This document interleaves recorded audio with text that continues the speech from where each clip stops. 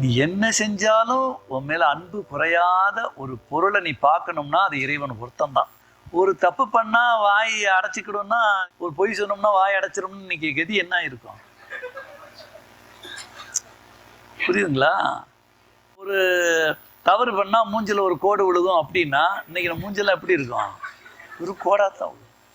அந்த ஆளு ஒண்ணுமே அந்த சிஸ்டமே உடம்புல தெரியாம நீ என்ன பண்ணாலும் அவெல்லாம் சிஸ்டத்தெல்லாம் பெர்ஃபெக்டா வச்சுக்கிறாரு, மெயின்டைன் பண்றாரு பாருங்க. முனிவில்லாதது ஒரு பொருளுது கருதலும்.